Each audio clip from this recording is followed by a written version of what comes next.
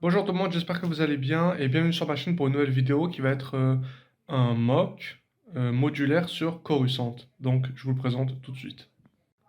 Donc voilà à quoi ressemble le mock, je vais vous le montrer plus en détail. Alors il s'agit d'une base impériale dans les bas-fonds de Coruscant, dans un secteur un peu spécial. Donc nous avons des passants et des Stormtroopers un peu partout. Donc là vous avez le côté base, et là vous avez le côté plutôt ruelle, les petites rues dans les bas-fonds. Pour le sol, je me suis vraiment surpassé. J'ai essayé les techniques les plus complexes possibles, en ajoutant même y compris des stud shooters pour le relief. Donc il y a beaucoup de détails du gribbling, etc. Donc en bas, nous avons une ruelle avec une patrouille de Stormtroopers accompagnée par un officier, doué d'astromech, et une passante, qui peut être une contrebandière ou ce genre de choses. Nous avons une caisse ici. Alors là, c'est une cachette de chasseur de primes pour ce Mandalorien.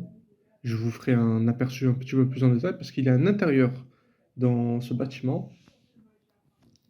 En haut, nous avons une sorte de hangar à speeder avec un speeder custom que j'ai fait.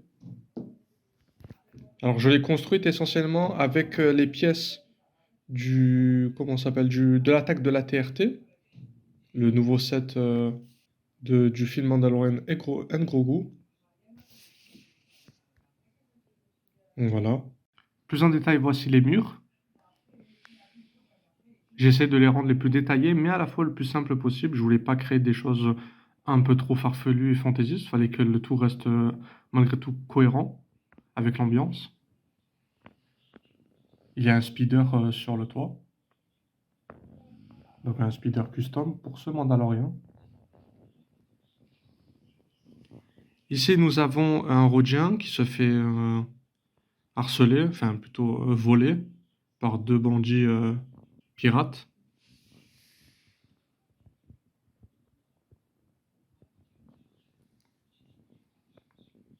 Donc voilà pour le côté un peu civil.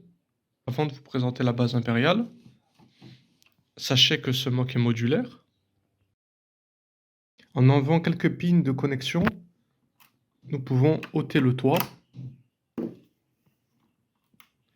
comme ceci.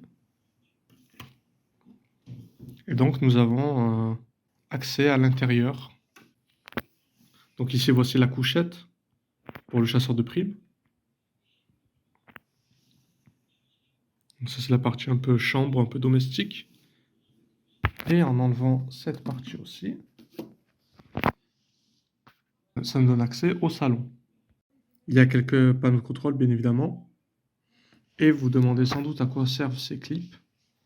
En fait c'est très simple, c'est pour y ranger le bloc de carbonite. Voilà. Donc le chasseur de primes peut stocker ses proies chez lui. Ces grands axes techniques assurent le bon maintien de la construction, histoire que ce soit assez robuste. Et ce ne sont pas les seuls à s'assurer de cela. Comme vous pouvez voir, il y a beaucoup de axes techniques à l'arrière. Et pour finir, attaquons-nous à la partie un peu base, un peu militaire du secteur. Donc c'est une sorte de hangar impérial avec des échelles pour monter. Vous avez un encadrement ici.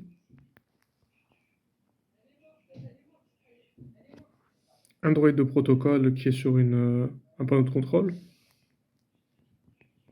Et nous avons un speeder hybride de soutien. C'est pas la première fois que je le montre dans une vidéo, mais j'aime beaucoup et depuis je ne l'ai pas démonté. Il a survécu au dernier mois de la grande purge que j'ai fait dans ma chambre. Et voilà, c'est un speeder de transport, d'artillerie, un peu hybride quoi. Voici à quoi ressemble le hangar sans le véhicule. Donc vous pouvez voir que j'ai essayé de rajouter des patterns assez sympas sur les murs. Donc c'était tout, j'ai enfin pu vous montrer ce mock que j'apprécie énormément. Donc je vous souhaite une bonne journée, n'hésitez pas à me dire ce que vous en avez pensé dans les commentaires, je les lis absolument tous et bonne journée à vous.